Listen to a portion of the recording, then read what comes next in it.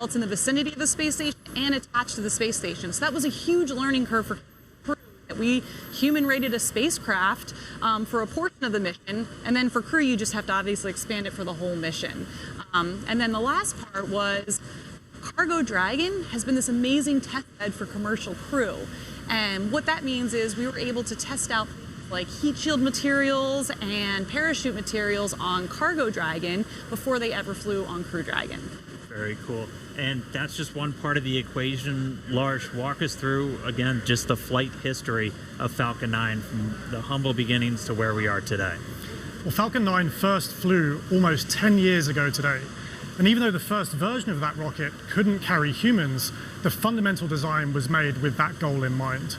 Over the course of 87 launches, we've steadily improved the rocket so that now it has twice the payload to orbit that we started out with. We can land and reuse the first stage and the fairing, and most importantly for today, we have the reliability that we need for humans. Now, what's interesting is that that reliability has come from steady upgrades and almost a decade of flight experience. But it's actually quite hard to prove reliability. This is something that the commercial airline industry has been grappling with for decades. And just like them, we rely on lots and lots of testing. So for instance, if you take the Merlin 1D engine, that has to fly for about 6 minutes continuously to get to orbit. We took one of those and ran it for more than 250 minutes to get the statistical proof of reliability that we need. So it's that testing and lots of analysis that gives us and NASA the confidence that Falcon is ready to fly humans for the first time. And obviously a lot of additional upgrades, a lot of additional testing had to go just to make sure that both of these vehicles were human rated. So walk us through some of the specific upgrades to Dragon to meet that criteria. Yep.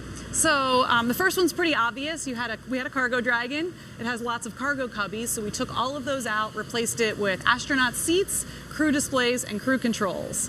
But one thing that people may not know is on Cargo Dragon, we've actually been flying mice to and from the International Space Station for years. And what that meant was we had to design an environmental control and life support system for Dragon years ago. It provides oxygen, it scrubs carbon dioxide, and among other things, it controls temperature and relative humidity. So even though that was done on a smaller scale for mice, it was a great learning curve on how to help man-rate a spacecraft when you have to do it for humans. And then, Lars, same question. What kind of specific upgrades had to go into it to certify Falcon 9 for this day? Well, I already mentioned the reliability upgrades. One upgrade that I think is particularly interesting is the launch abort trigger. So people probably know that Dragon has the ability in mid-flight to separate from Falcon and boost the astronauts away to safety in the case that there's some kind of emergency. And that could be triggered by the astronauts or by the ground crew. What people may not know is that Falcon itself has the ability to cause that trigger. And it will do that entirely autonomously using algorithms, software, and sensors. And that's particularly important in the case of a time-critical fault, where aborting quickly means aborting safely. And in some cases, Falcon can do this quicker than 0.3 of a second, so much faster than a human. And Lars, I'm going to pause right there for a sec. We're getting some comm from the crew. And so coming up shortly, we're going to hear these communication checks. Bob and Doug are going to be talking to several positions down on the ground, and they're going to be using both communication speakers inside of Dragon and inside their suits in a series of communications checks. They're also going to be doing these checks over different satellites and ground stations. CDR, BLT, com check, umbilical. CDR, loud and clear. BLT, loud and clear. Core, loud and clear. Umbilical com check complete. Stand by for ground station com check.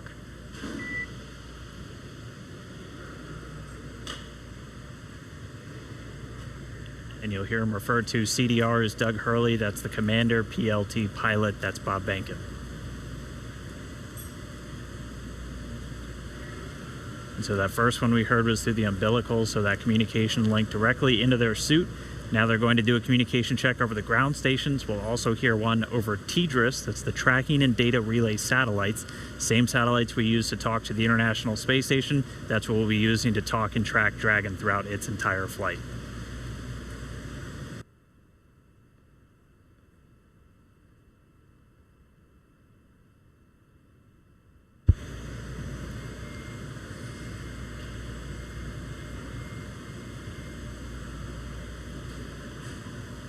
So again, just waiting for a moment for the teams to continue configuring everything. They're going to do these ground checkouts now, and you're going to be hearing them talk directly to the core. It's the crew operations responsible engineer. That's essentially the Capcom if you followed NASA missions in the past. It's a position right here in Hawthorne at SpaceX Mission Control, which is just a few feet away from us, where the team's going to be watching over Bob and Doug for their entire flight. That's where the main person whose job it is to talk to them is going to be sitting. We'll also hear them do some checkouts with the launch director down there at the Cape inside firing room 4.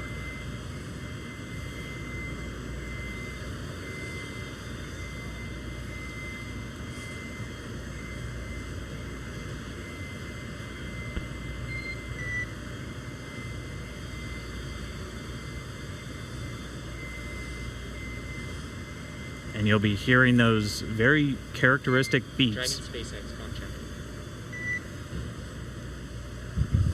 SpaceX Dragon, weak but readable. Copy. We have you the same. Stand by. We're still configuring for ground station contract. Dragon copy.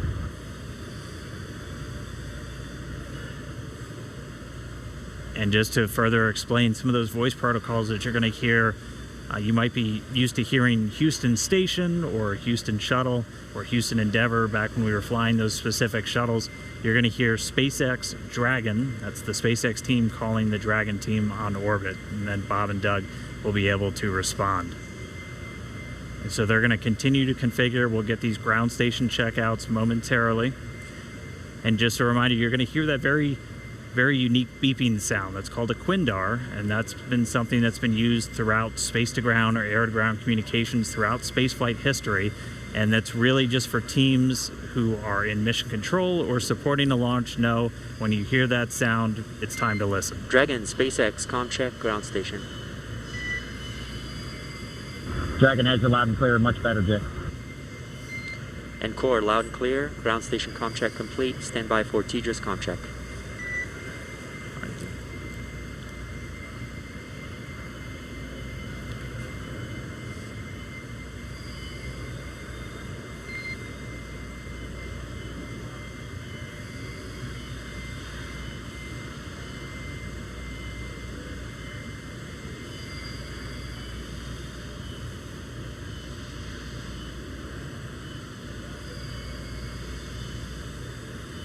Dragon SpaceX ComCheck TDRS.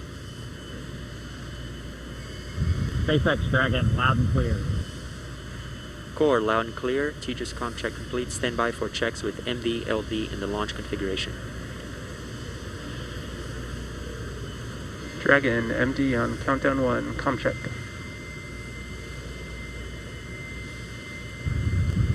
Jason, we've got you loud and clear. How you doing? Doing great. How you guys doing in there? Stand by for comm checks. Great day to launch a spaceship. Agree. And stand by for comm checks over Dragon to ground. Dragon MD on Dragon to ground. Comm check. Loud and clear. MD loud and clear. Stand by for comm checks with LD. Dragon, launch director on countdown 1. Comm check.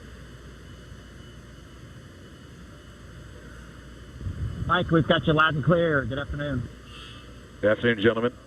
Let me try on Dragon to ground 1. Dragon, SpaceX launch director on Dragon to ground 1. Comm check. Loud and clear. Have you the same? Dragon SpaceX launch configuration comm checks are complete. Report when ready for seat rotation per section 2 of 4.100.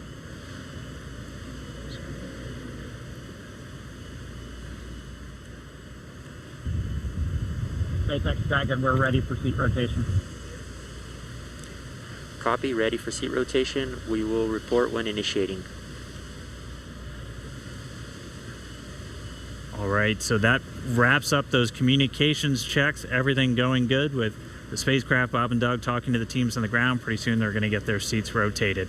Bringing you back inside Hawthorne real quick, I do want to thank Jessica and Lars for joining me real quick, giving us that great insight into Dragon and Falcon 9. Hope you guys got a good spot staked out to watch the launch today. Great to have you on. Absolutely. Super All right. excited. So we're going to throw it now down to Gary Jordan at Mission Control Houston, who I know is also following along. Over to you, Gary.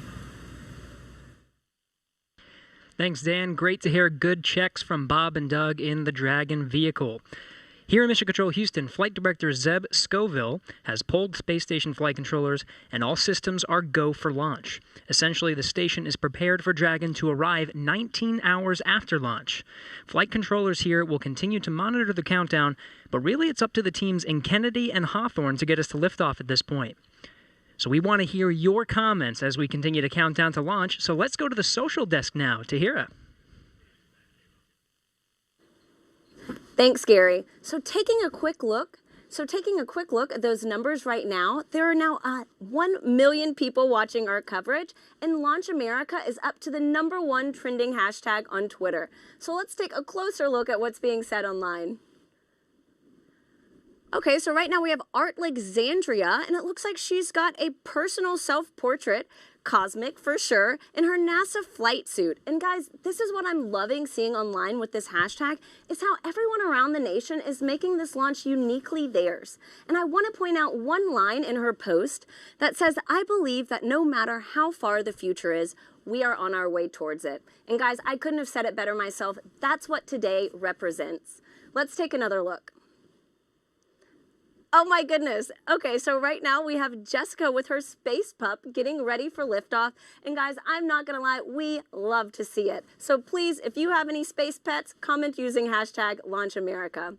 As you can see, everybody is thrilled to be a part of this launch today, and I know of one special guest in particular. I'm so pleased to welcome Diana Cohort of Physics Girl. Diana, I hear you have a burning question for Mission Control, so go for it. Hi, Tahira. Thank you so much for including me on this incredibly special day. I'm Diana from the YouTube channel Physics Girl, and I've always been so fascinated by space and especially space exploration because we bring together so many people for such a complicated task to send a rocket up into space. So my question is along the lines of what goes into a mission like that?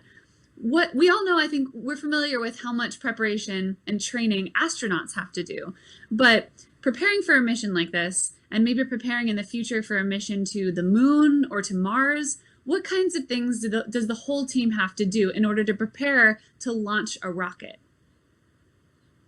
So Diana, that is such a great question because, I mean, sometimes I think it does get overlooked what all goes into making a moment like this happen. So Gary, what has the team there in Mission Control been doing to prepare for this historic launch? Thanks, Tahira. And Diana, that's a fantastic question. Really, the operations here are not just starting today. There has been a lot of training and a lot of simulations that have been going into preparing for this moment. Really preparing and getting everyone familiarized with every step of the mission, from launch all the way through docking, and throwing different scenarios at them just in case something were to happen. Every flight controller you see behind me will be prepared to respond effectively. Now, I do want to make a shout out that it's not just the flight controllers here in Mission Control Houston that have dedicated so much time to this launch. In fact, I've been talking to Zeb Scoville, the flight director here in Mission Control Houston, who said that even before he was a flight director back in 2014, they were working on some of the operations for commercial crew missions. But really, this team expands across the country. You've already seen a lot of people working in Hawthorne, in Florida, in Houston, and really it takes an integrated and dedicated team to make a mission like this possible. Diana, thank you so much for the question. And really thanks to everyone sending in questions and for sharing in this historic mission today. Remember, as you're posting, to use the hashtag #LaunchAmerica. I do want to make a shout out to the flight controllers here in Mission Control Houston. In fact, some traditional flowers have been sent to Mission Control Houston. This dates even back before the shuttle days for every mission to dedicate it to the operations and the controllers here who are working so closely and are integrated in every part of the mission. But Now let's head over to Hawthorne for the latest status on the Crew and on Dragon. Dan. All right, thank you, Gary. As you can see, Bob and Doug in a little bit different position now. Their suits have been rotated to the launch position. So this just puts their backs a little bit more horizontal with the ground itself, or parallel with the ground itself, and places those displays directly in front of them. We've also already moved into suit leak checks, so this is the second time they've had these leak checks done in their suit. So pressurized nitrox now flowing into those launch and entry suits that they're going to be wearing throughout the dynamic phases of this mission. So right now we are under 2 hours and 20 minutes from launch. We're about 2 hours and 18 minutes and counting from liftoff of the Falcon 9 from the Kennedy Space Center in Florida. It's going to be carrying our NASA crew members today, Doug Hurley and Bob Behnken, aboard SpaceX's Dragon spacecraft. It's been a really exciting day so far. We're fighting against that weather, but we're continuing to press on for launch. The crew has been up since about 6 a.m. as they prepare to head to the International Space Station for part of this Demo 2 mission for NASA. Yeah, and as you can see on your screen, it looks like they're just waiting and getting ready for this mission today. It's been such an exciting day so far. Again, as Dan said, their seats are rotated into launch position so that they can see those screens that you see there on the left side right in front of them. Their suit leak checks have been complete. Their comm checks are complete. So let's throw it over to Lauren in KSC. All right, so Dragon hatch close is expected at T-minus 1 hour and 55 minutes, and we are just pretty close to that. It's getting really, really close. So this is one of the the final key visual milestones on that timeline to lift off, the closure of that hatch and locking Bob and Doug inside. Now, we have a couple of special guests joining us with Daryl at the OSB-2 viewing location. That's NASA Administrator Jim Bridenstine and SpaceX Chief Engineer Elon Musk. Daryl? That's right, Lauren. We're here on the 5th floor. We were supposed to be outside on the balcony overlooking pad 39A, but we have come indoors due to the weather. But we are here with two titans of space. And though it might look like this is a reunion of a 90s boy band, it is not. We are socially distanced for good reason. But we are here to talk about space. And I want to thank you both and tell you both it's a privilege and honor to be with you today.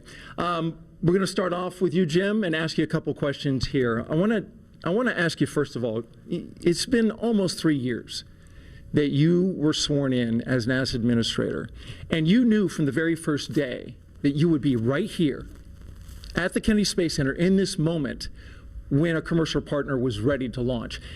Tell me what it's like to be leading NASA at this very moment. So I want to be clear.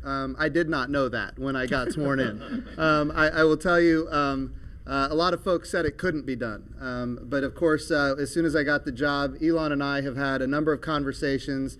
Elon committed that this was something that SpaceX could achieve. We've had challenges. We've had setbacks. We've seen catastrophic losses of capsules and challenges with parachutes. What's that? On the ground, uncrewed. I want to be really clear. Tests, but that's what's unique about SpaceX. SpaceX can do things that NASA historically has not done.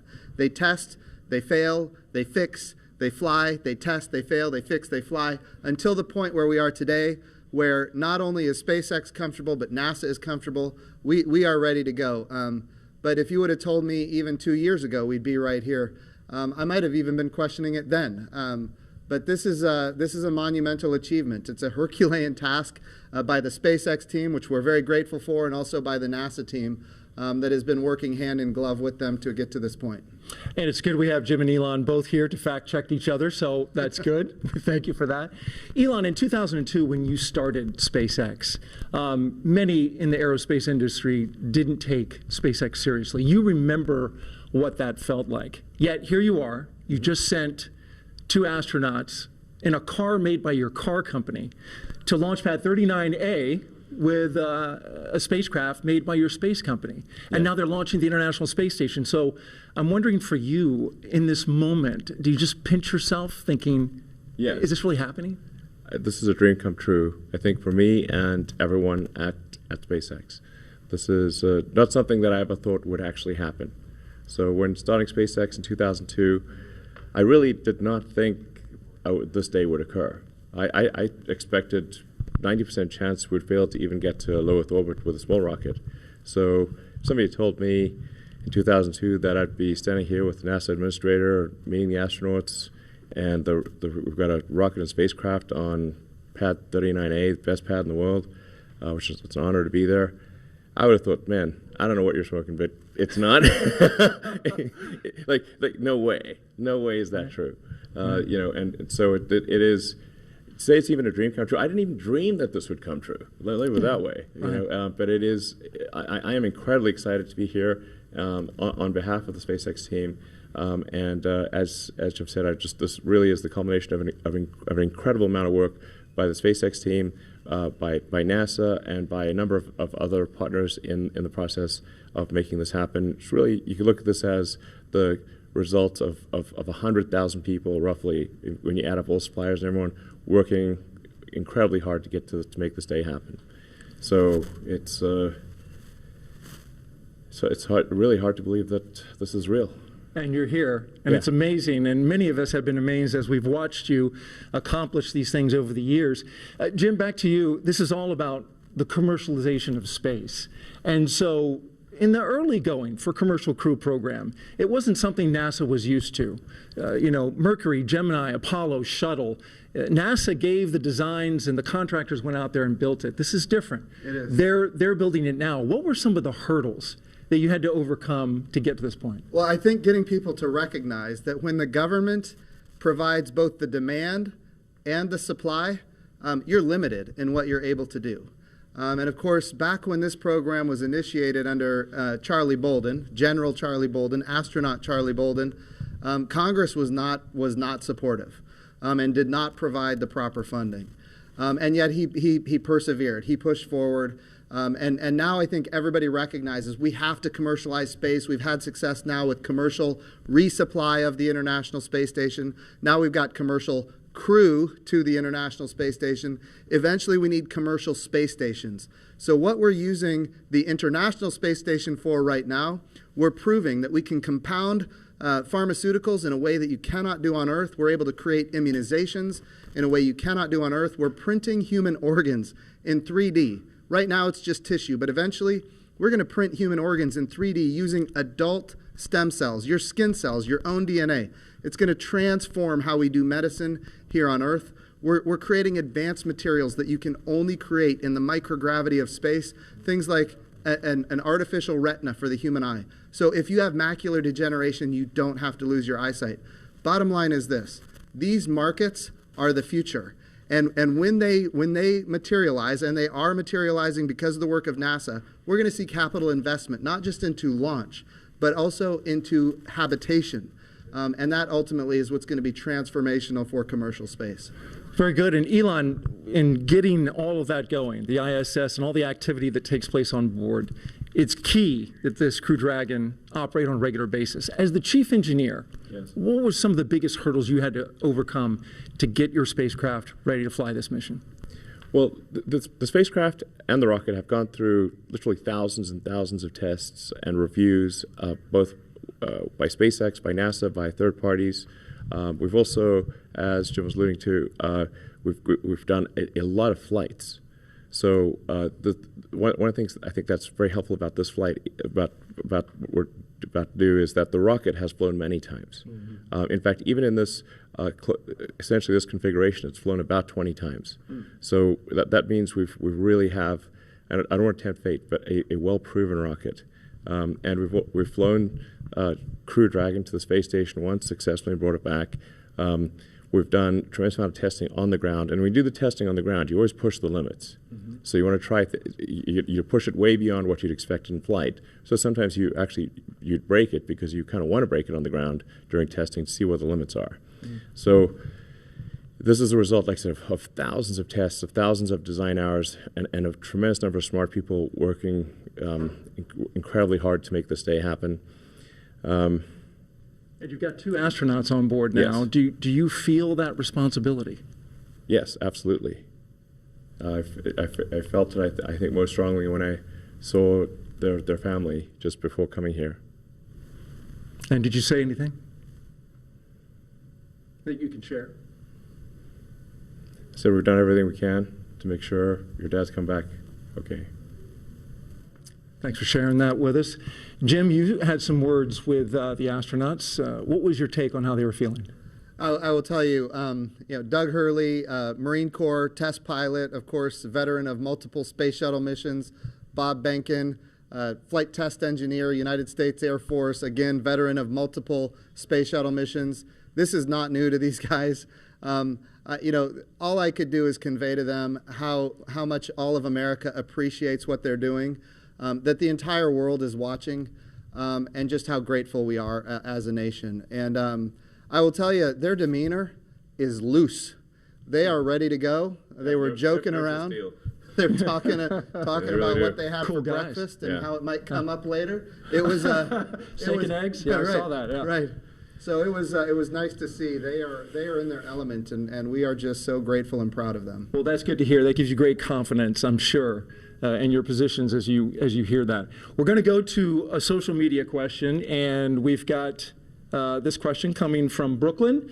And she wants to know, I noticed some changes in the crew spacesuits. They look much thinner and lighter. What changes in the space capsule allow to have these futuristic suits? Well, we spent a lot of time designing the spacesuit. I personally spent a lot of time on the spacesuits. It took us 3, almost 4 years to design suits that both look good and work well.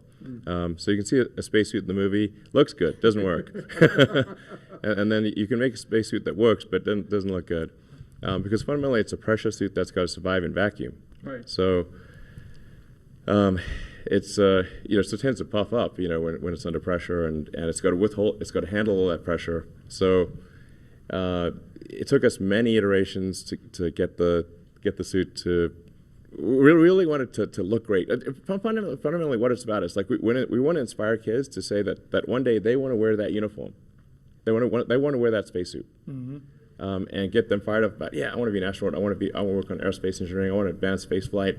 And I think what today is about is reigniting the dream of space, and getting people fired up about the future and excited. It's just one of those things that I think everyone.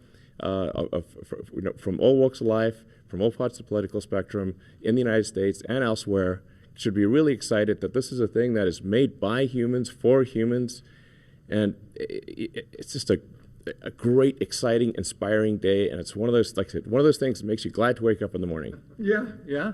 Functional and inspiring. And there's one on a model right over there, and you got me so excited. I might run over there and put that thing on, Elon. Yeah. They're custom tailored, by the way. I think you won't fit in that one, but we could make one that you would fit in. Well, I appreciate you. I appreciate you saying that. Yeah, because I'm 6'8", so you're gonna have to do a lot of sewing. Well, and the Dragon spacecraft can take someone who's 6'8". My size. Yes. This commercial thing, I'm getting excited. Yes. Yeah. I'm ready to fly, Jim. Yeah. Sir. We've got another social media question we're going to ask. Ashton J wants to know, how do you think that launching astronauts on American soil for the first time since 2011 will revolutionize future missions? Yeah, so what we're doing here is unlike anything we've ever done before. We are not purchasing, owning, and operating the hardware. We are turning to commercial industry. And going back to the spacesuits, it's the same for the capsule, it's the same for the rocket. We did not tell industry what to build. We gave them top-level requirements. We said, here's the requirement for payload. Here's the requirements for safety. And then we let the innovators, commercial industry, American commercial industry, innovate. And they came up with solutions that had never been dreamed of before. And that's the success of this program. So we're really revolutionizing how we do spaceflight. And I really think when we look into the future, we're going to see these models of doing business with public-private partnerships apply not just to low Earth orbit, which is what we're doing today, but we're taking this model to the moon and even on to Mars. And I hear something about Tom Cruise shooting a movie at the International Space Station. Is that right? I'll tell you what I told Elon just yesterday, and that is this. People ask me about Tom Cruise all the time now, and the answer is yes. We would love Tom Cruise to fly to the International Space Station and make a movie. I'm all for that, and we're going to do what we can to make that happen. But you should know this. There was a day when I was in elementary school, and I saw the movie Top Gun. And from that day, I knew that I was going to be a Navy pilot. It's just the way it was. The goal here, and this is what we're doing today. Exactly. And Elon is all about this. Get the kids fired up about wanting to wear that spacesuit. That's exactly. Wanting to fly that, go to orbit, go to the moon, go to Mars, reigniting the dream of space, and just getting people of all walks of life, young, old, excited about the future. Excited. I think anyone who has within them the spirit of exploration should love what's going on today. And if we can get Tom Cruise to inspire an elementary kid to join the Navy and be a pilot, why can't we get Tom Cruise to inspire the next Elon Musk? That's what we need. We need a new generation of many Elon Musks, and that's what this launch is about today. I want to say, speaking of this inspiration piece, it's not by chance that we have the Secretary of Education of the United States of America here.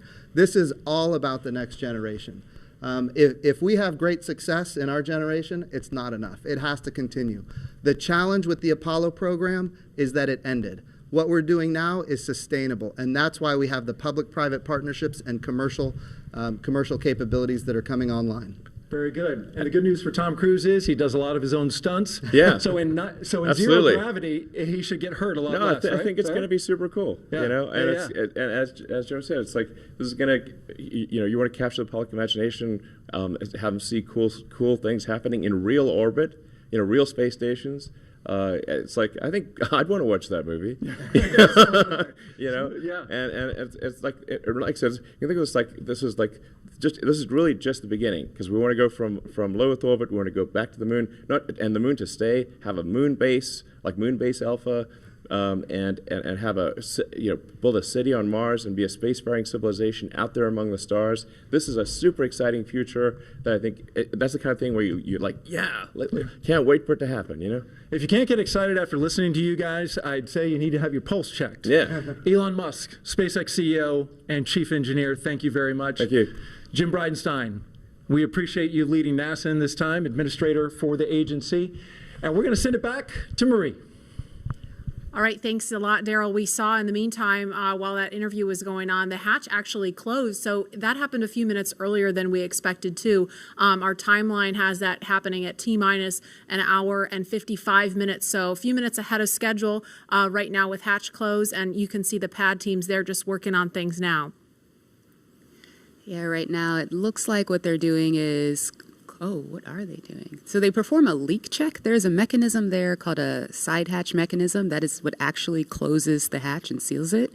And what we'll do is perform a leak check on that for a few minutes to make sure that that's nice and tight, that those O-rings are sealed really, really well.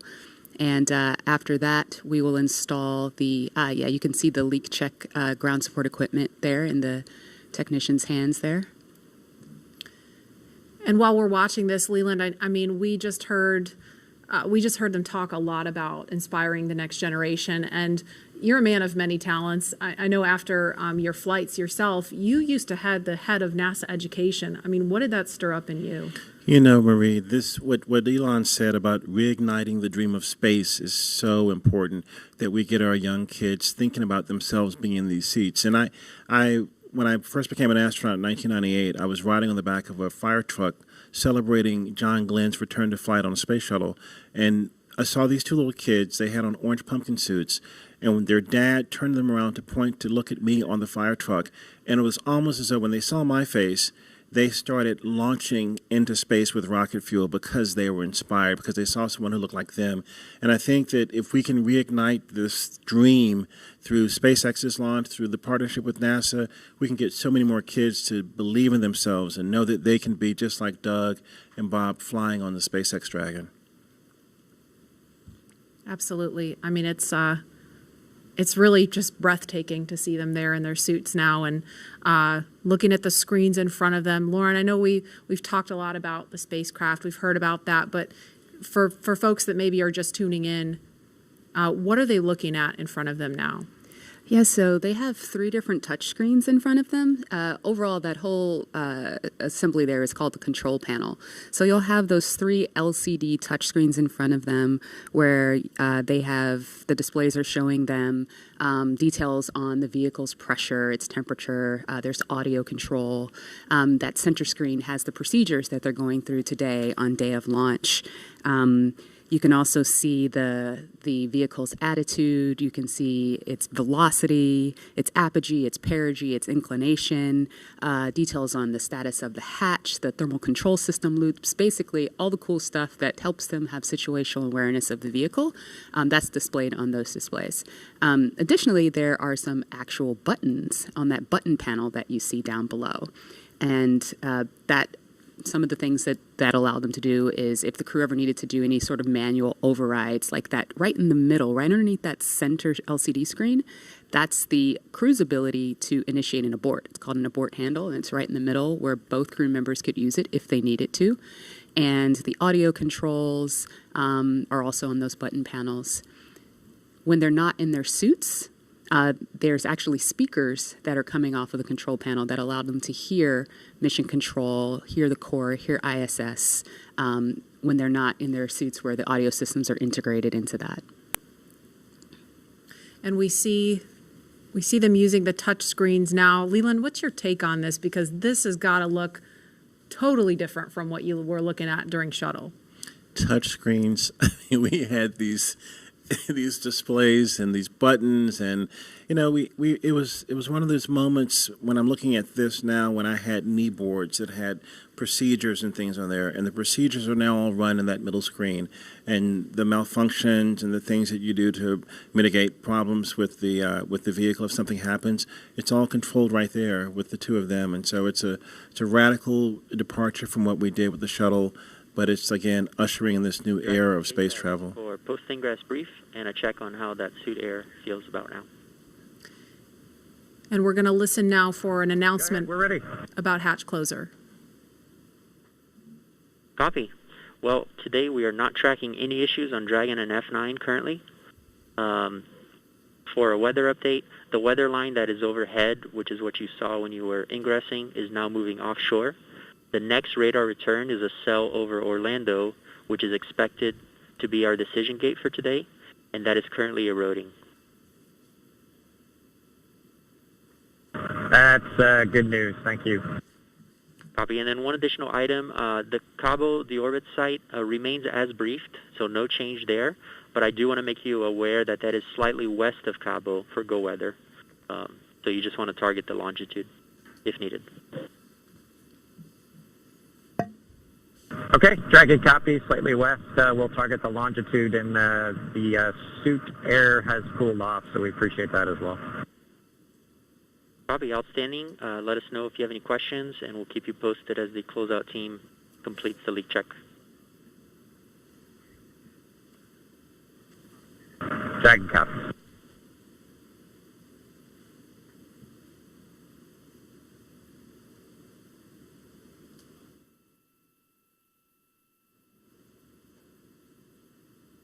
So what we actually heard was a little bit more discussion about the weather, still looking at things, and we're about a minute away from an announcement about hatch closure. Excuse me.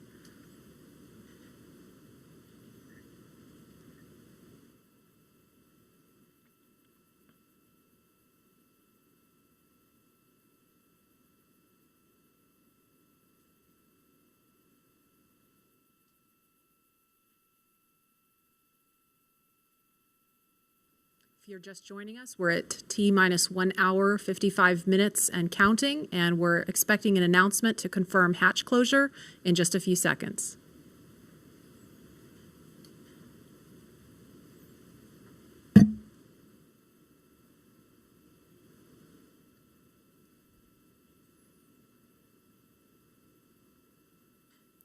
Dragon, SpaceX, for comm checks with Falcon 9. Go ahead.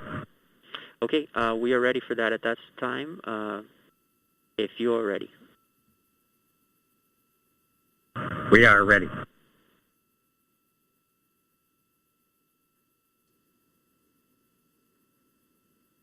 All stations up on countdown net for section 54.49, F9 responsible engineer, communication check with the crew.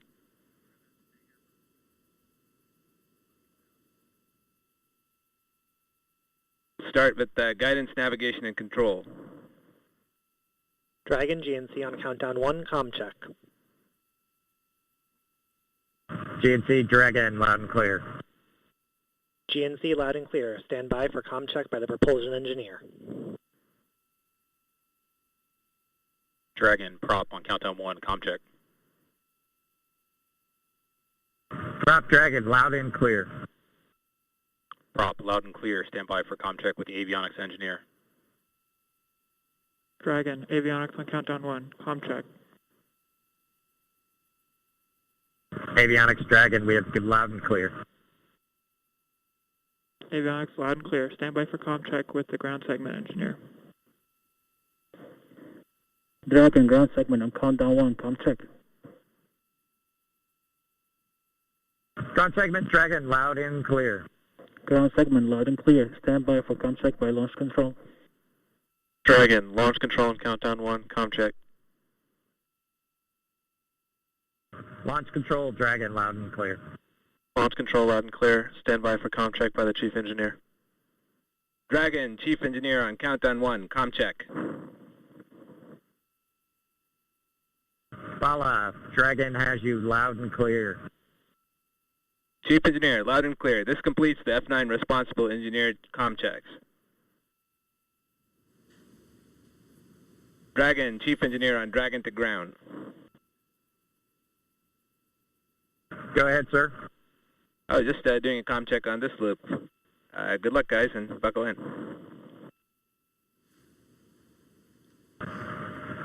Thanks to you and the F9 team, Bala. We really appreciate it. Thank you. Thanks, Bala.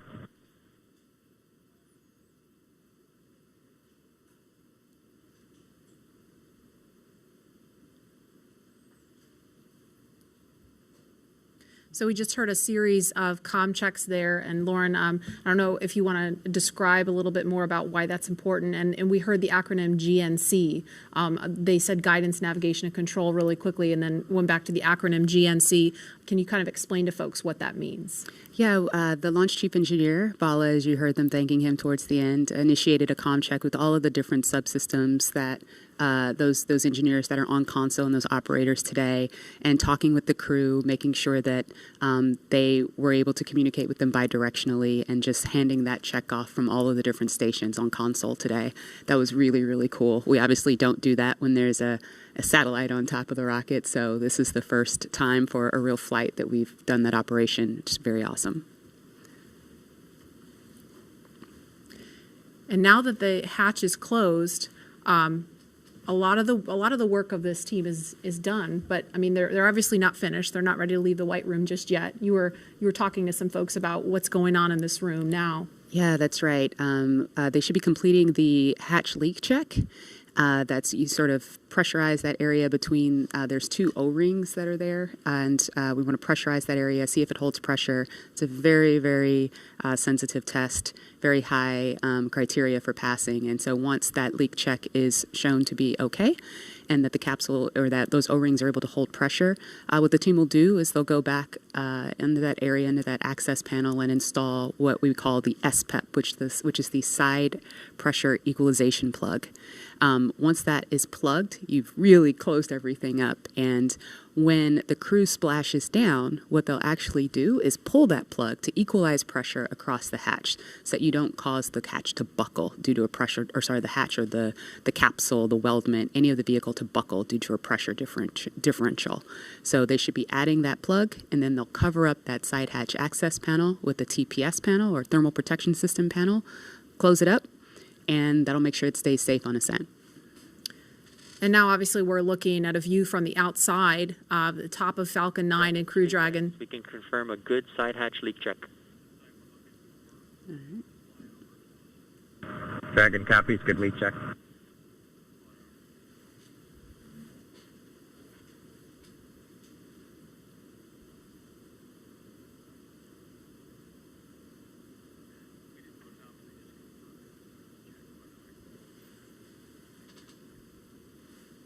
And we just heard confirmation of a good leak check.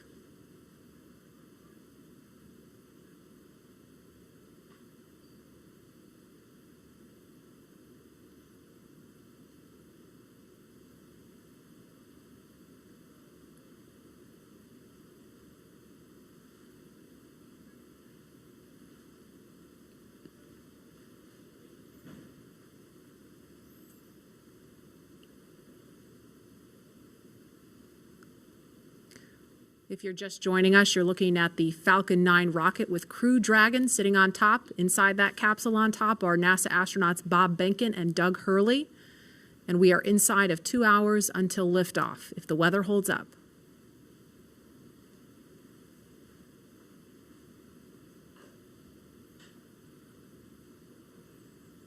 There's another stunning aerial view of the crew access arm extended out towards Crew Dragon. That is the final path that the astronauts took to climb aboard Dragon before they strapped into their seats and the hatch closed.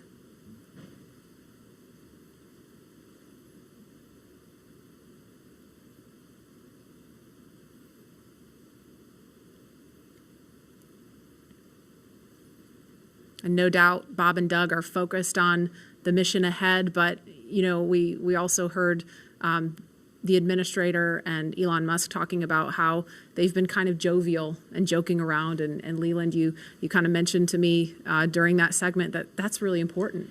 It really is, Marie. When we were in the vehicle, after we got to this point when the hatch was closed, we were all going back to those moments of our training, you know, when we were going through, you know, ascent and entry training on the shuttle and just different phases of flight that we would be going through.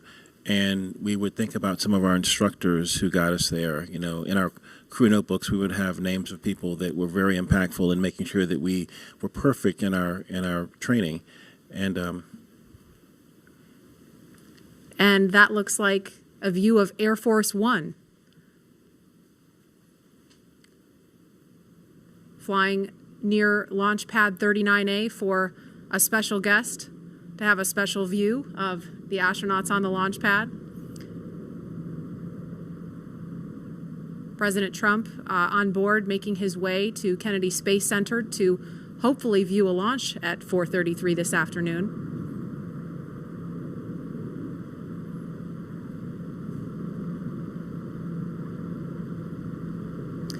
And there they are in view of the launch pad, so no doubt he's looking at the window, looking out the window at Bob and Doug on the pad. That's got to be an amazing sight to see from on board Air Force One.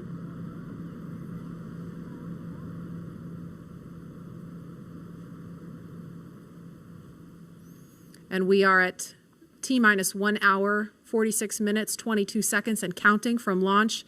And guys, the last time we actually did a little bit of research when we found out that the president was coming. The last president to witness a launch from here at Kennedy Space Center was Bill Clinton. That was back in October 1998 for STS-95. So it's been a minute.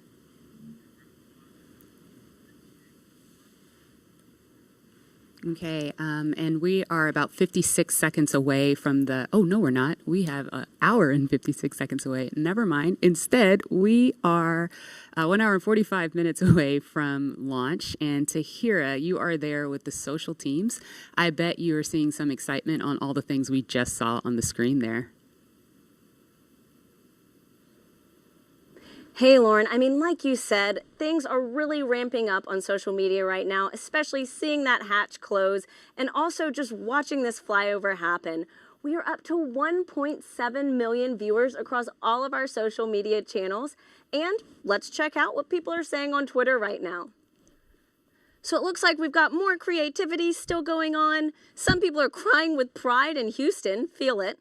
We even have Elizabeth Banks, who from the Hunger Games. That's awesome.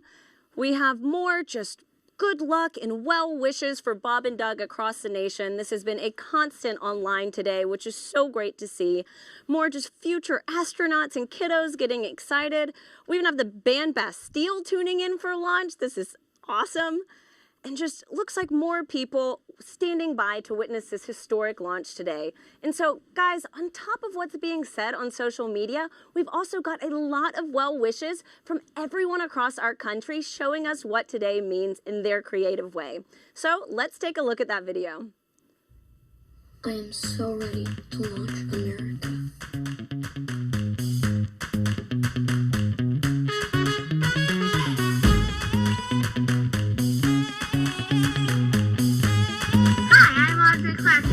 This baking soda rocket, and I'm gonna launch it.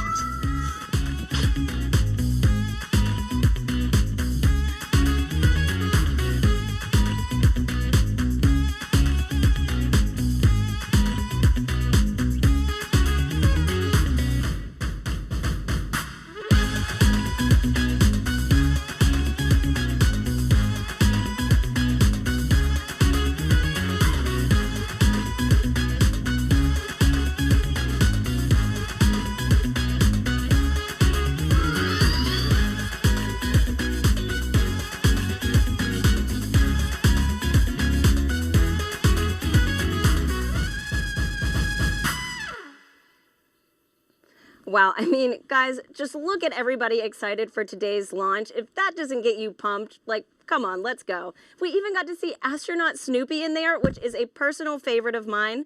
I actually have my lucky Snoopy pin here. You probably can't see it, but he is literally my spirit animal. Anyways, guys, get excited. The time is almost here. And with that, let's toss back to Lauren at Kennedy. Lauren. Thanks, Tahira. Tahira likes the Snoopy. I like the little girl doing the worm, Leland. She wasn't doing the meatball. She was doing the worm. There's someone out there doing the meatball, I'm sure. I want to know what that looks like. No, I don't. I don't. Clearly, this is capturing the attention of people all across the country and the world. So please continue to join the conversation by using the hashtag #LaunchAmerica across Facebook, Twitter, LinkedIn, and Instagram.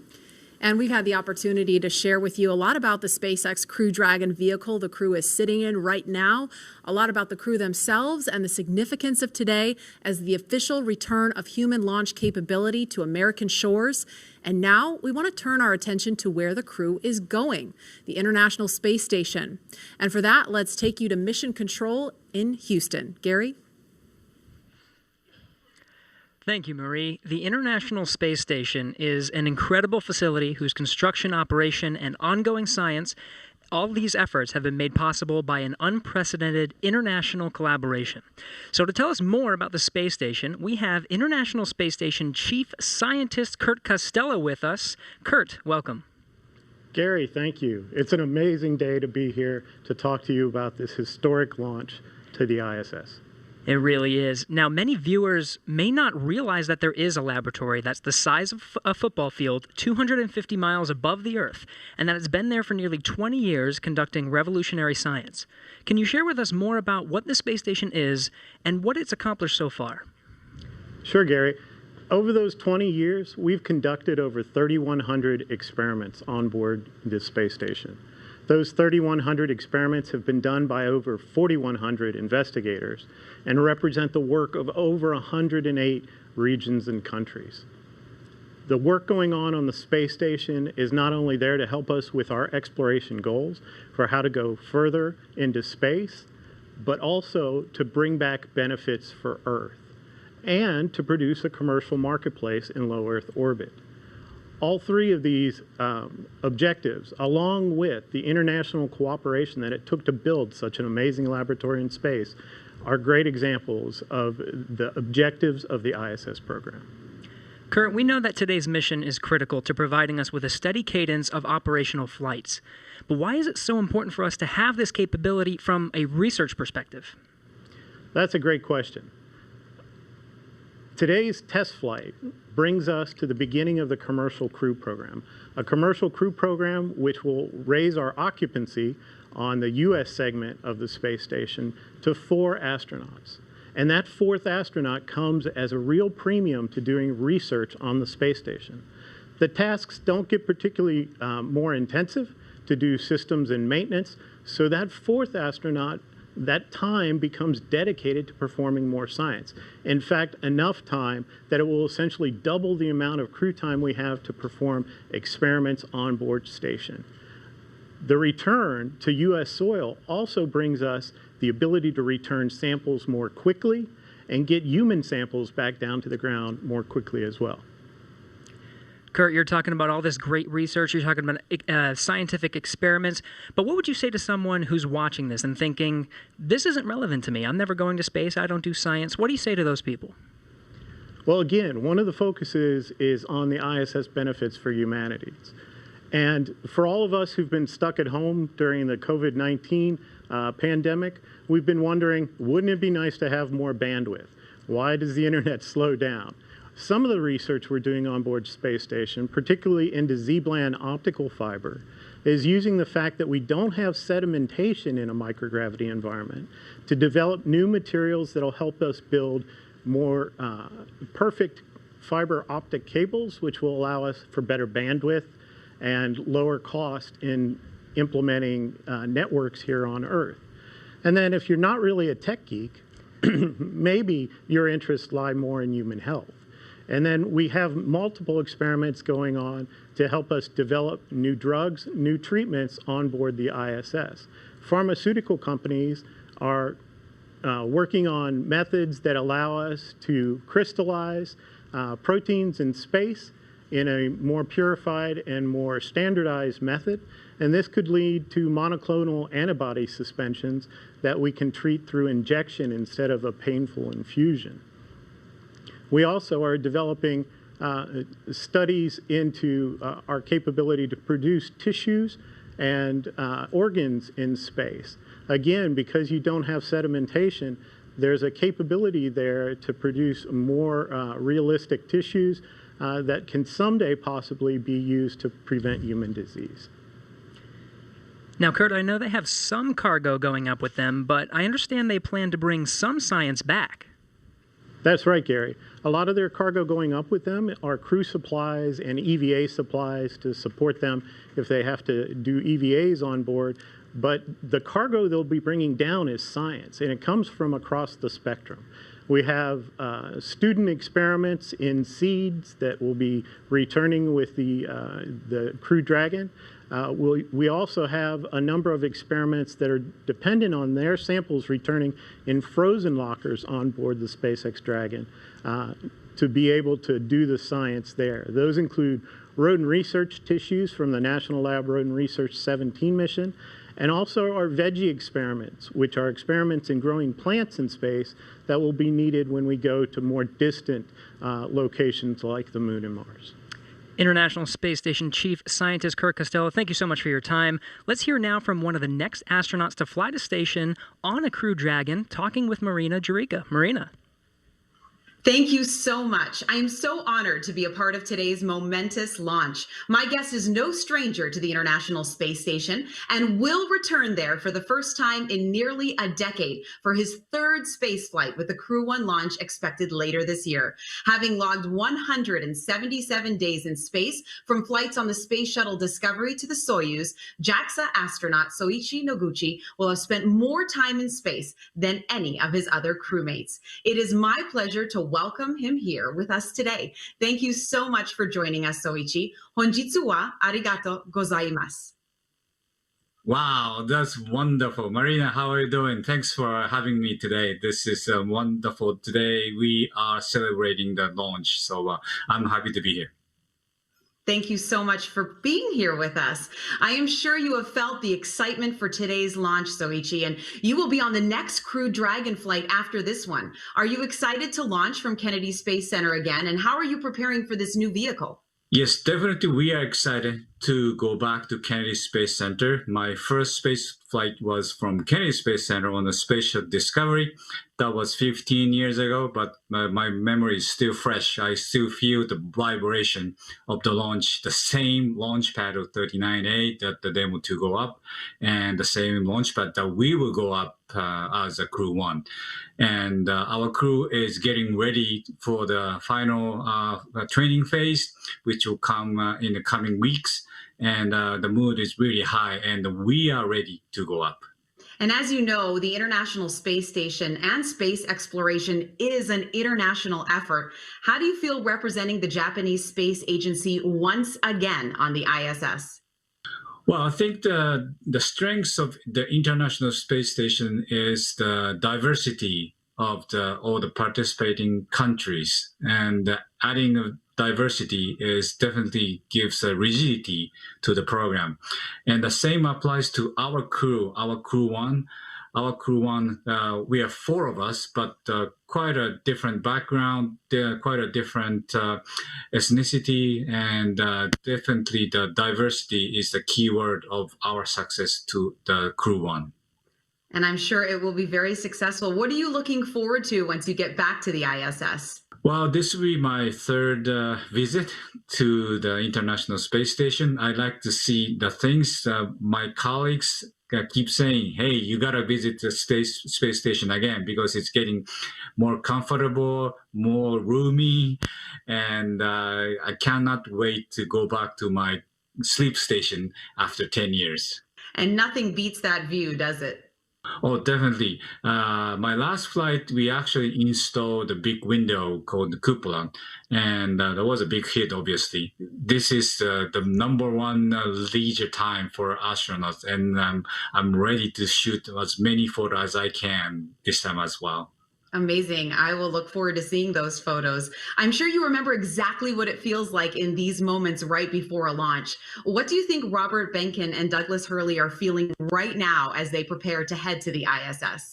Well, Doug and Bob's space shuttle veterans, they know the drill. They have launched. They experienced a launch before, so I think they're pretty relaxed. And so far through my training, I learned that most of the steps before the launch is quite similar to what we have in the space shuttle days. So different suit, different vehicle, but all the necessity steps to go up into the capsule should feel similar. So I'm pretty sure they are relaxed. Of course, they are very excited. I'm sure they are. Gokatsu yaku o oinori shite imasu. Honjitsu wa arigato gozaimashita. Thank you so much, Soichi, for joining us today. Oh, Marina, you are so good. Domo arigato. And we'll both enjoy the beautiful lunch today. Thank you very much for having me. Bye-bye. Bye-bye. Good luck with your launch later this year. And as the excitement builds towards launch, I will send it back to you. Thank you, Marina. I now have the distinct pleasure of being joined by one of NASA's record-setting astronauts and a recent resident aboard the International Space Station, Christina Cook. Christina, thanks for joining us. Great to be with you, Dan. Christina, we're coming up on 20 years of continuous human presence on the space station, and you were one of those humans. What's it like to see a new milestone like this launch unfold after so much history already? So much history indeed. It is really just such a testament to NASA. Not only are we pushing the boundaries of knowledge and discovery and exploration, but we're pushing the boundaries on how we accomplish that mission. We're bringing in commercial partners. We're fostering a space economy. So we're making sure that we're always pushing forward, always taking that next step. I think it's such a privilege to be part of an organization that recognizes if we're not actually making steps and innovating every single time we do this, then we're not truly answering humanity's call to explore and to push those boundaries. Christina, I know Bob and Doug are veterans themselves, but what advice do you have for Bob and Doug, given your experience as a long-duration station crew member? Well, being able to live on board the International Space Station and work there is just such a privilege. You know, you're a steward of this amazing laboratory that's bringing so many benefits down to Earth and also learning how we can push farther into the universe. So it is quite an honor, and I think that's the main thing about how it feels to be up there for a long duration. You know, in terms of advice, Bob and Doug have been great mentors for me. They've given me advice for so many years. It's strange to be the one who could be in a position to offer them anything. But I would say that as, you know, shuttle flyers, they used to participate in missions that were really, really intense, go, go, go all the time. Long duration space flight is more of a marathon than a sprint. So I would tell them to take that moment, enjoy it, and, you know, really welcome the opportunity to have part of your mission be taking it all in and sharing that with the people that got you there. Thanks again, Christina. Always a pleasure to hear from you and fantastic words. Thank you for sharing. Thank you. My pleasure. So once again, once Bob and Doug arrive at the station, they'll be greeted by astronaut Chris Cassidy, but before we do that, let's toss to a briefing.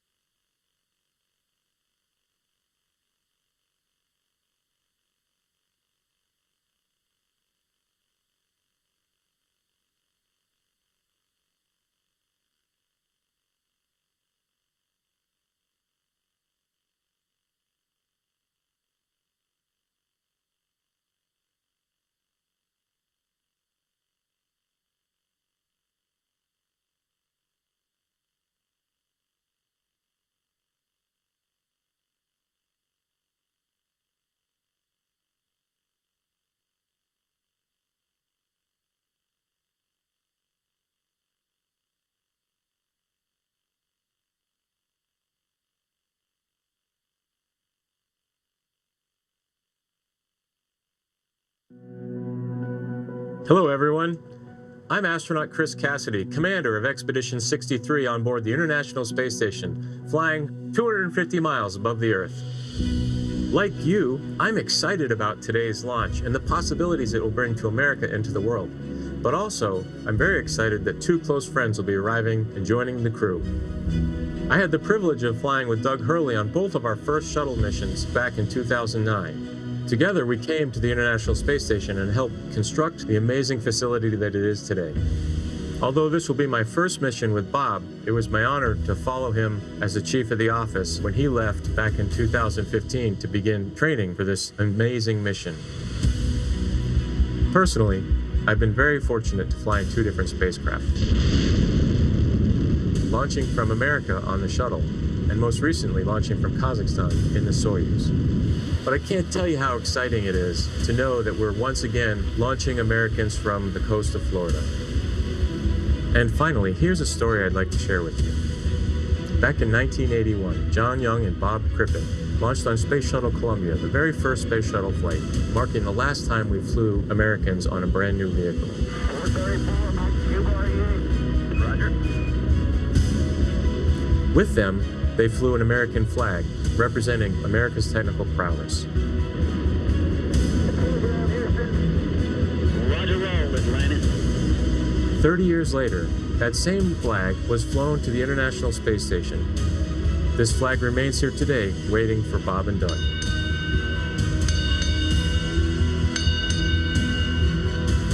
Our flag means so many things to our country, and this small piece of America represents what we'll be able to achieve together. We'll never stop exploring. And so Bob and Doug can take this very special flag home to Earth, where it awaits its next journey to the cosmos. In a few years, the First Orion crew will take this flag with it around the moon. All of this starts today. I'll be watching outside the window along with everyone else in America and around the world. I can't wait to look out the window and see my friends on close approach.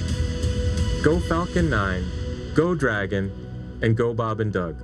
I'll see you soon. And that was a very special message from NASA astronaut Chris Cassidy. Right now, the lone American aboard the International Space Station, so he will be ready and waiting to welcome Bob and Doug when they arrive tomorrow, if liftoff happens today, a little later tomorrow morning. The countdown now stands at T-minus 1 hour, 25 minutes, 54 seconds, and counting until launch. And we'd like to share with you just how much has happened here at Kennedy Space Center since the last time we had a crew on the pad launching from here. As you can imagine, the end of the shuttle era was a bittersweet moment for many people across this spaceport. But in the end, we knew we were striving for this day, and here we are. Joining us now is Kennedy Space Center's Deputy Director, Janet Petro, on the comeback we've seen across Florida's Space Coast. She's with Daryl Nail now at OSB-2. Daryl? Yeah, thank you, Marie. Janet, you were just telling me you were there at the crew walkout. Tell me a little bit about what you saw between the astronauts and their families. So it was very historic. It was very emotional. So when Doug and Bob first came out of the doors, you know, of course, a cheer went up from everybody. You know, the Vice President was there, Elon was there, the crew families was there, and of course, Bob, myself, and the rest of the center leadership was there to cheer them on. But then, you know, when they came out and then they went to the families, and Bob Benkin said, "Virtual hug," and he shouted out, "Virtual hug," and he did this motion, and of course his child also did that virtual hug, and so I guess that's the tradition of doing a virtual hug with the families. And then they, you know, then they walked and got in the Tesla. Either side, and the family walked right up to the window of the Tesla and were talking, you know, having a private last moment with their father. Hand on the window. It was very emotional. I had tears in my eyes. I don't know how many other people had tears in their eyes, but it was really a special, emotional moment, and everybody was, of course, wishing them well. A lot of I love yous, a lot of Godspeeds, a lot of Ad Astra, you know, take care, all of that. So it was very special. Thank you so much for sharing that with us. And in the context of why it's so important, Janet, you remember, you've been here since 2007. Yep. You were here at 2011 when Shuttle Atlantis came to wheel stop. I've talked to my uncle and father who worked out here. Layoff notices went out like the next day when the shuttle came to a stop. It was a very sad time. Bob Cabana, the director here, called it depressing. Tell me about that time and how far we've come. Yeah, so as you note, it was the end of a very iconic program. A lot of people had spent their entire career working on the Space Shuttle program. So 135 flights, all of them launching from Launch Complex 39, many from 39A, where we're going to be launching from today, and then returning back. At the shuttle landing facility, those two iconic sonic booms was something that all along the Space Coast people really resonated with, really felt in their hearts and looked forward to. So it was a very sad time, but I will tell you that 30-year program, we had planned for it. The workforce was incredible. There was a lot of people who, as I said, spent their entire career here, and they wanted to safely fly that shuttle out, and then they retired. There was also another large group of people that just wanted to put on their resume that they had been privileged to work on the Space Shuttle. So the workforce I was incredibly proud of, because they were resilient, they were dedicated, they were committed to safely flying out that shuttle. They didn't skip any steps, and regardless, as you said, that they knew they were getting their layoff notices. I think it landed on a Wednesday. They were getting their layoff notice on a Friday. They were in it till the end to make sure we safely flew it out. And of course, we had 14,000 workers out here then, which we have a lot fewer here today. And of course, our guest operations, you remember those last shuttle flights.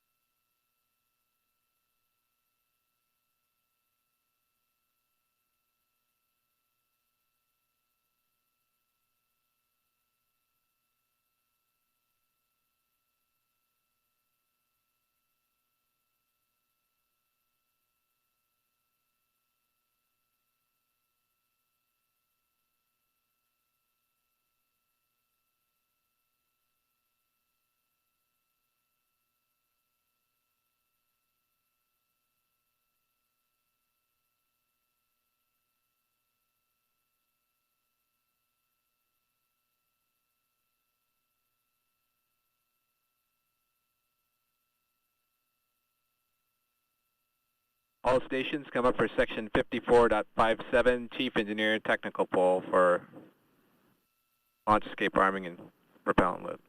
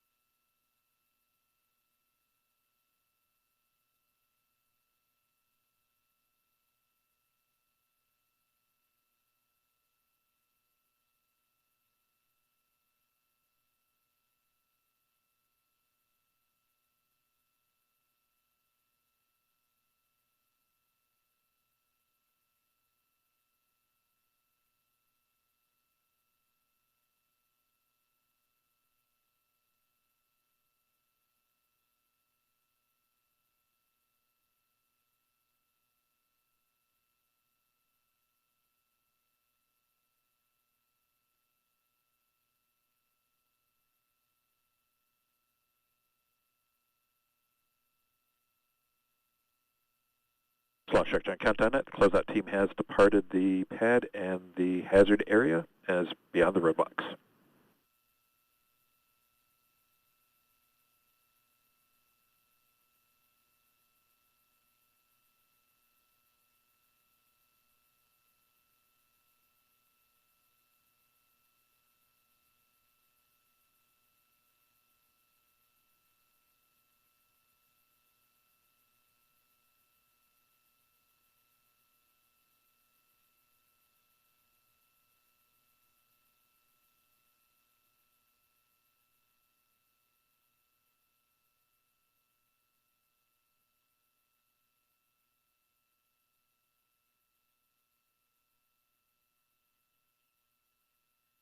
Field lead has started.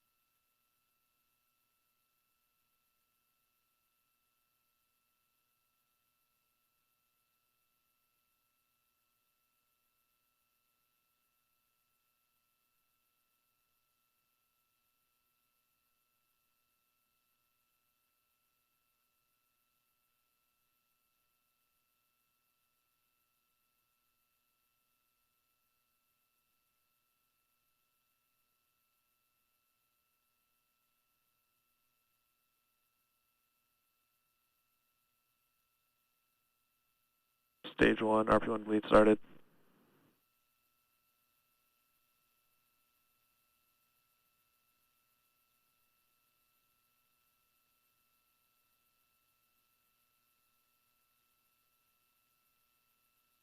And stage 2, RP1 bleed started.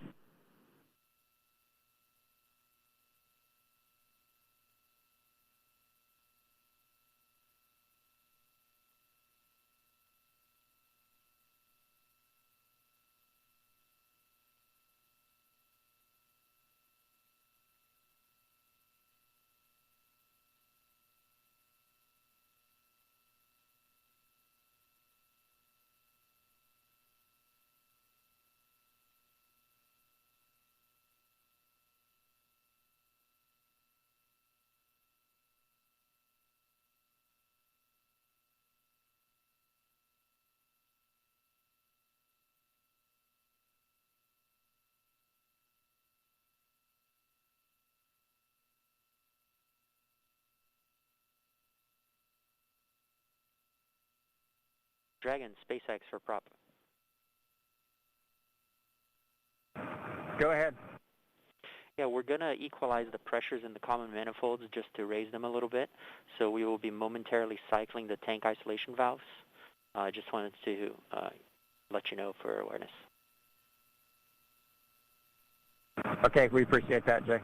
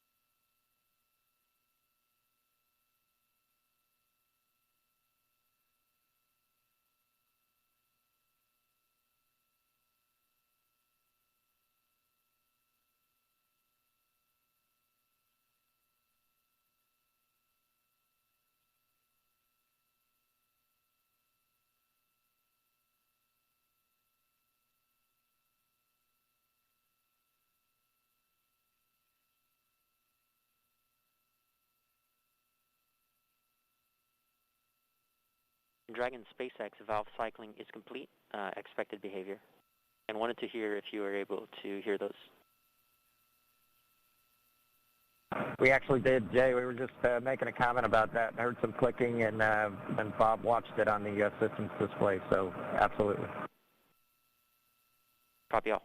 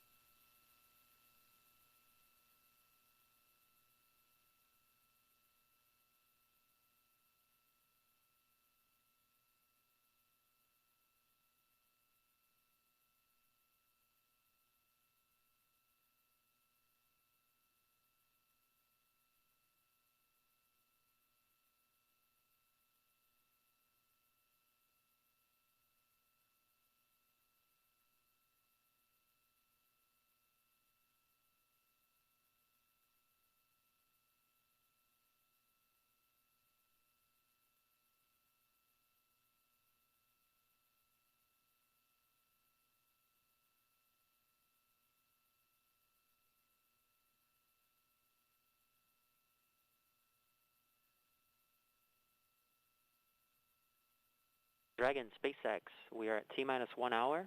You are go for section 6. When ready, report go for launch.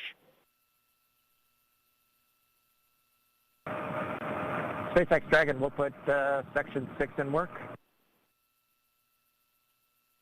Copy.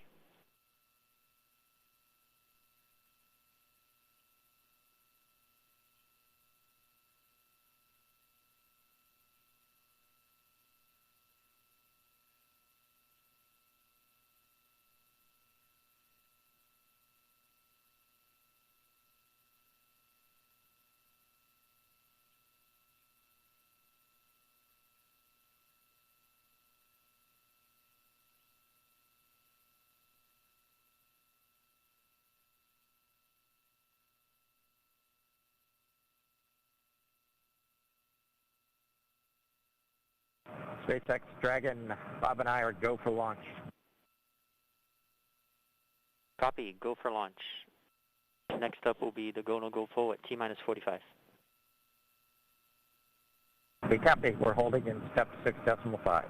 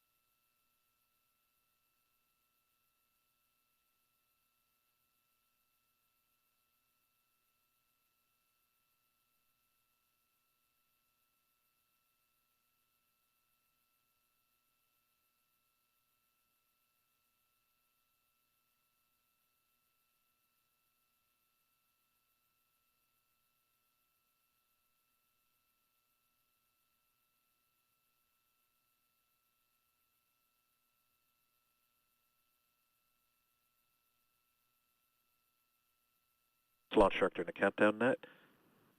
We're ready for poll for propellant load and launch. Please review your launch commit criteria. Again, this is to review and confirm no violation of launch commit criteria. We are tracking one issue with weather still. And I think we'll need to track that all the way down to launch to clear that. This polls also go for arming and launch escape system and go for propellant load. And this is the on countdown net reporting that the technical poll is completed. All systems are proceeding. We're monitoring the weather as LD briefed. We're also looking at a watch item on a hydraulics QD rod ring. Ring pressure will come up at minus 8 minutes 30 seconds, and we'll be able to verify decay rate. No concerns at this time. Everything's reading nominal, but watching that item. No other constraints on Falcon 9 or ground systems.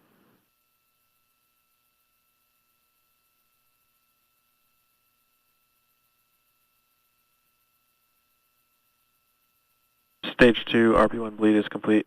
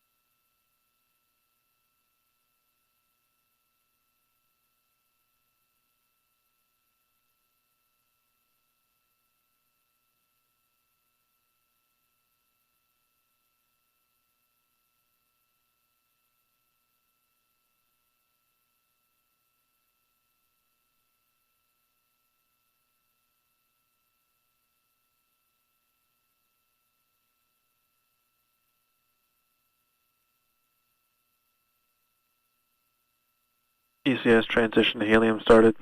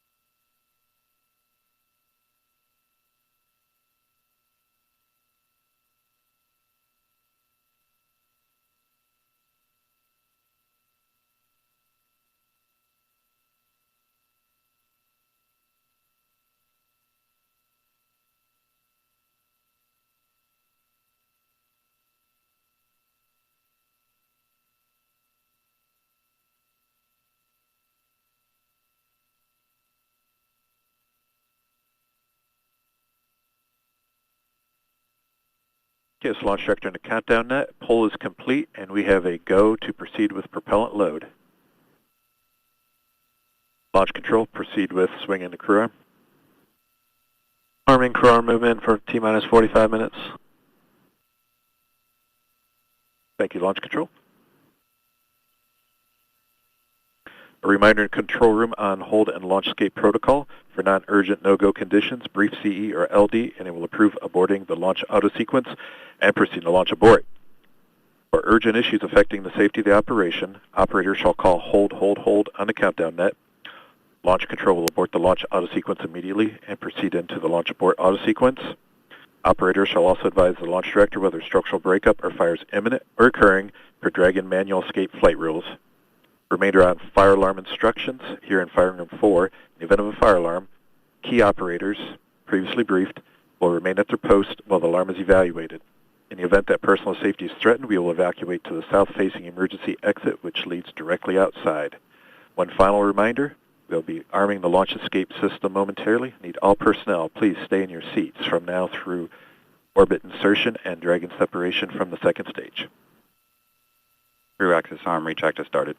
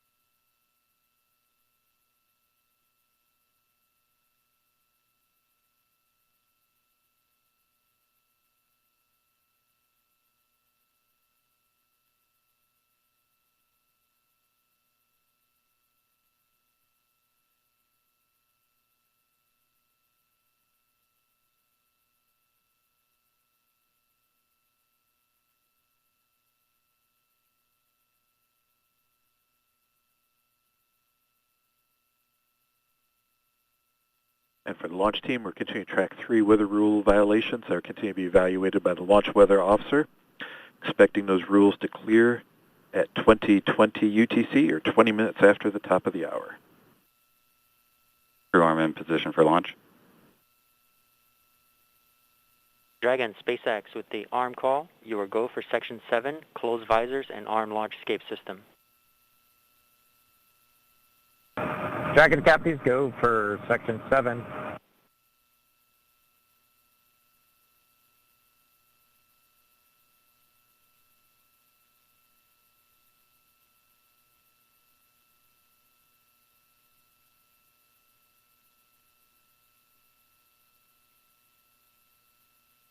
Stage 1, fuel bleed is complete.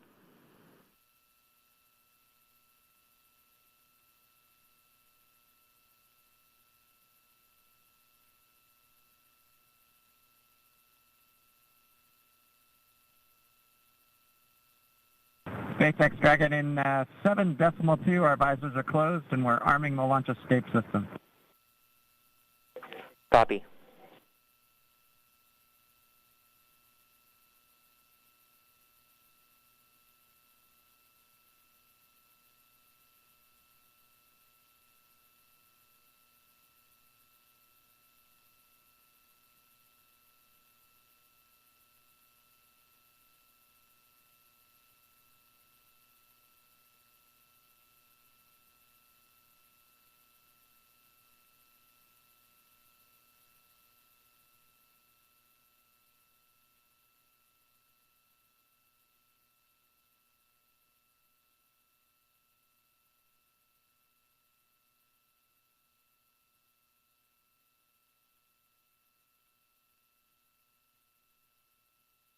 Launch escape system is verified armed.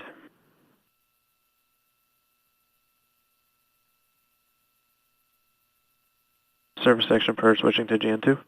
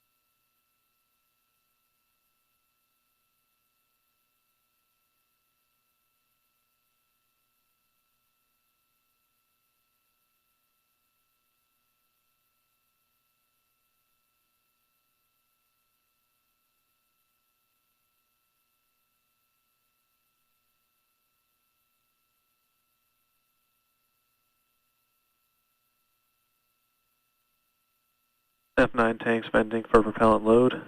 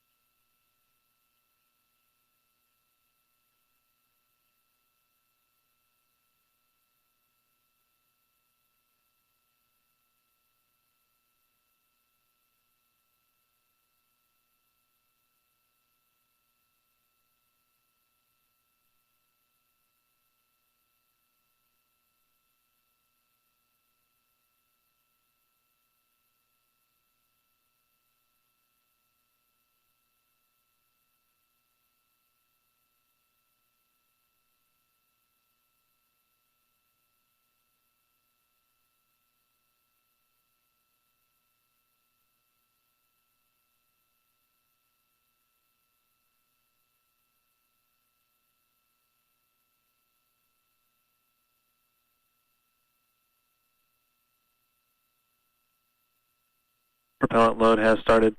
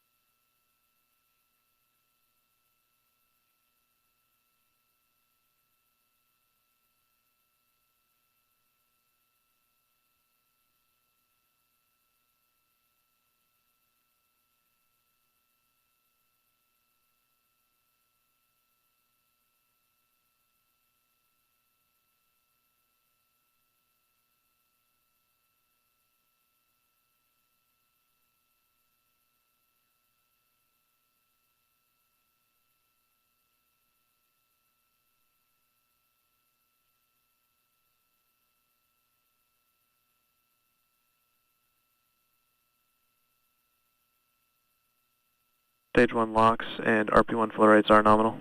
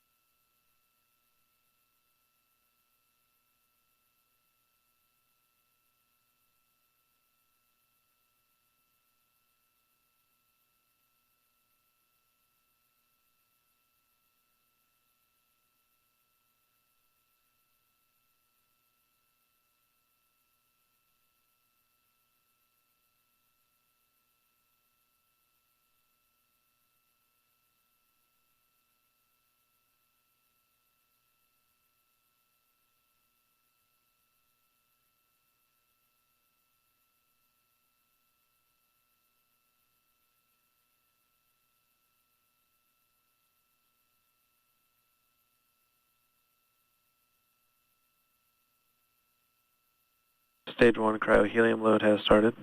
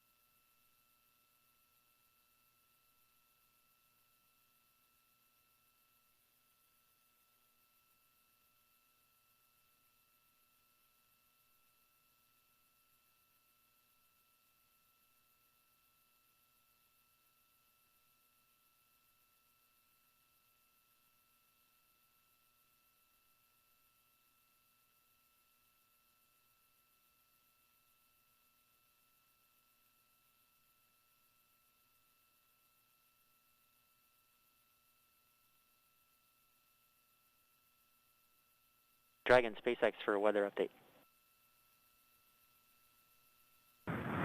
Go ahead, SpaceX. Yeah, we're currently just evaluating a constraint on the field mill rule, which looks at lightning energy dissipation. We expect to have an update at about T-20 and more information there on whether we would be able to continue into the prop load or scrub at that time.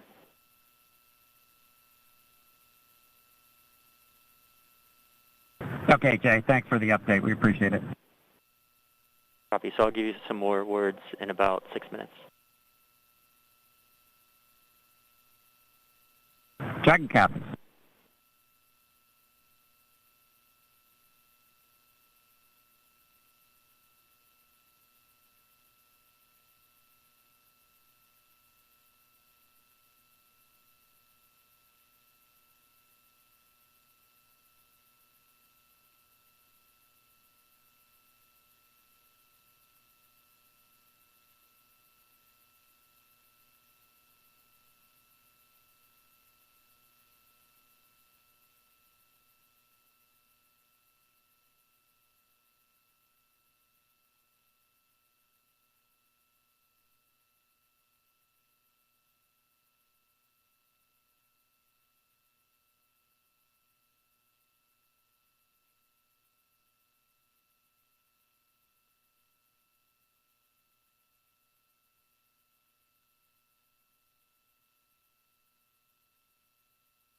Stage 2 cryo-helium load started.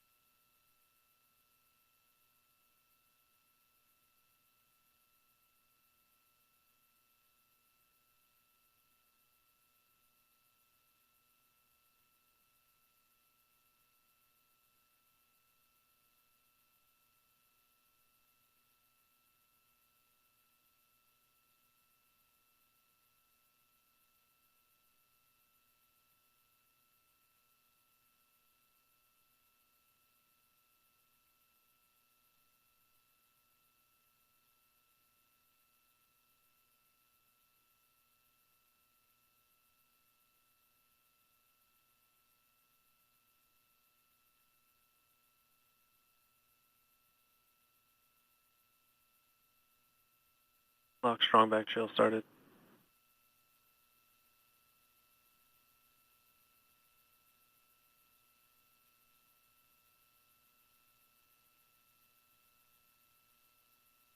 Stage 2 RP1 load complete.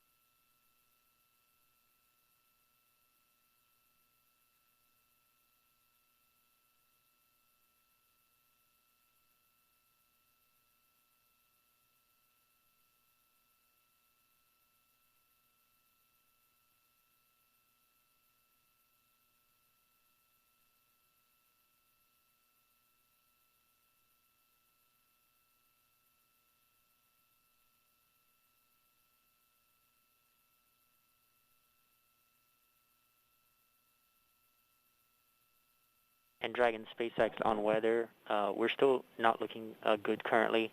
LD is still having some discussions. Expect an update from LD in a few minutes. Okay, Dragon, copy.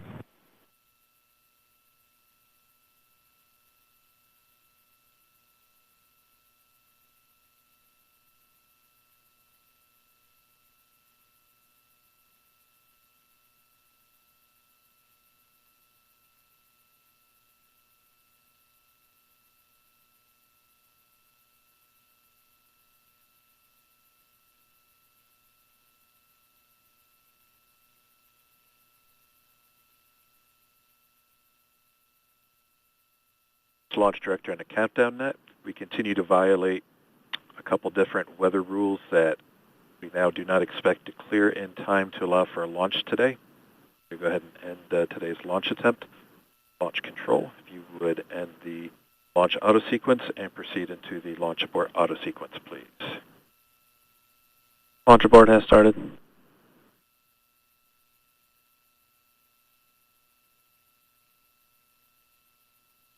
And Dragon SpaceX, unfortunately, we are not going to launch today. You are go for 5.100 launch scrub. 5.100, it was a good effort by the teams, and we understand, and we'll meet you there. Copy all.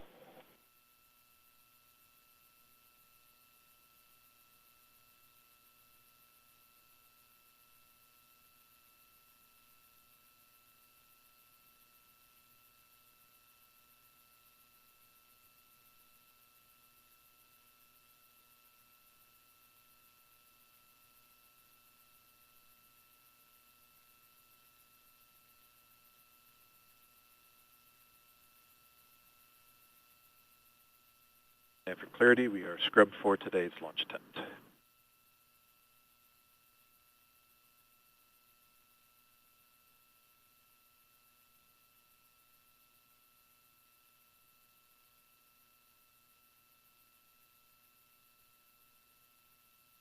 Dragon SpaceX for propellant offload status. Go ahead, Mike. Yes, sir. So we're at 75% on the fuel tank first stage. LOX was up to 69%. On the second stage, we're at 97% for... With 2 astronauts on board has just been scrubbed, postponed due to inclement weather around the Cape Canaveral launch site in Florida. Liftoff had been scheduled for 4:33 Eastern Time, just moments from now. But storm clouds and lightning in the area has forced a delay. The launch Saturday. Tom Costello is at the Kennedy Space Center now with the very latest. Tom? Well, this just happened within the past 90 seconds or so. We were within 17 minutes of lifting off here on Launch Pad 39A, the historic launch pad that sent Apollo astronauts and Space Shuttle astronauts into space. The rocket fully fueled with 2 astronauts, Bob Behnken and Doug Hurley, both strapped in and ready to go. But the weather has been dicey all day today. And in fact, we've been dealing with squalls and high wind and rain and thunder and lightning. And it was lightning just literally minutes before that 17 marker, lightning off to my left. That probably was the defining moment. They had to pull the plug on this. They have very strict weather parameters. They cannot violate these weather criteria because you're opening yourself up to any number of problems as the rocket is lifting off and headed for the space station. And so now, out there on Launch Pad 39A, the astronauts are still strapped in, and they're going through the very meticulous process of taking the fuel off of the rocket. That's going to take some time, as you know, to do that safely, and then eventually they will take both of these astronauts off of the SpaceX rocket. That means now that the next attempt to launch is going to be on Saturday and then Sunday. And interestingly, the launch director said if we could just have 10 more minutes, we might be able to wait this out. The trouble is they have a very, very tight window. They have to launch at exactly that second so that they can eventually intersect and head right up to the International Space Station. They had hoped to hit that at 11:30 a.m. tomorrow Eastern Time, and now that's going to have to wait. By the way, this comes just as President Trump had pulled in behind the camera. There's a building. President Trump had just arrived to watch this liftoff, and Vice President Pence is also here. So a disappointing day. You could almost predict it, though, Lester, because we've been dealing with volatile weather all day, and we're probably really in the best weather we've had all day. The lull of the day is right now, but lightning off to my left, and that's probably what ended up being the defining factor for canceling this liftoff today. Lester? Yeah, safety number one, of course. Tom, thank you. Al Roker has been following the weather at the launch site. And Al, it wasn't just the launch site. They've been watching weather up much of the East Coast as an important factor in all this. That's right. We had a tropical storm this morning, Tropical Storm Bertha. But as Tom mentioned, and we've been talking about this all day, there was a 60% chance of these thunderstorms happening. And so 60% chance of this launch not happening right now. Take a look on the radar and you'll see there's Bertha right now, 65 miles northwest of Charleston, South Carolina.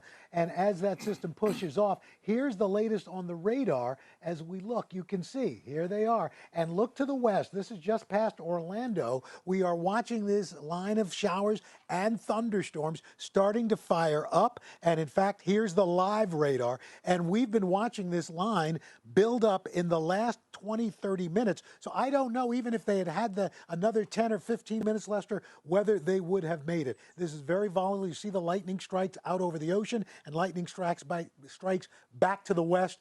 It was dicey from this morning. And unfortunately, it looks like now the weather caught up with them. But as you said, safety first. It's not worth risking the lives of those astronauts and all the work that's gone into this launch. Lester? Yeah, space will still be there on Saturday. Joining us now from Houston is astronaut Michael Fink, a spaceflight veteran who as a mission specialist aboard the shuttle Endeavour in May 2011 for the second to last ever shuttle mission. Colonel, great to see you again. Thanks for joining us. Tell me what it is like to sit there waiting for a launch that may be a go or no-go right after the last few minutes.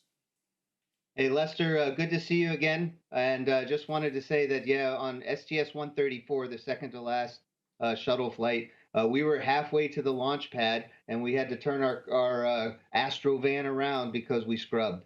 So I know Bob and Doug are disappointed. I know their families are a little disappointed, but everybody knows it's for the right thing. And so they're going to wait till a few things happen so they can safely exit the spacecraft, and they're going to go back into quarantine. They'll stay in quarantine and looking for a launch on Saturday around 3:22 p.m. And sometimes it's best just to live to fight another day. Yeah, the defueling that's going on right now, if that's the right phrase, this is potentially a little dicey in itself, is it not? Well, it's explosive fuels, right? So yes, but we've practiced this, and SpaceX. A very nice thing with them and the Falcon 9 is they practiced this maneuver before.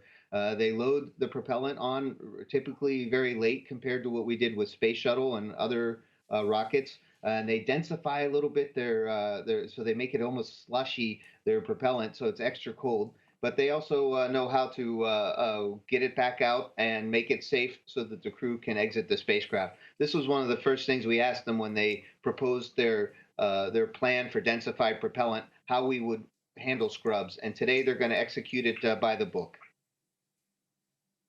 All right. Well, I know you were excited to see it. A lot of us are. But as I mentioned a moment ago, Space will be there on Saturday. So we'll just wait for that moment. Colonel, thank you for joining us. And to repeat, the launch of the SpaceX Falcon 9 rocket with 2 astronauts aboard has been postponed due to bad weather. Another attempt expected this Saturday.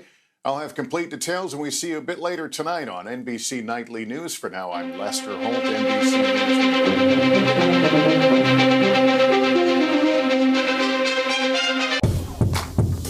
You're watching NBC News Now. We've got some breaking news. If they do go back to their jobs, they want to make sure that they are protected.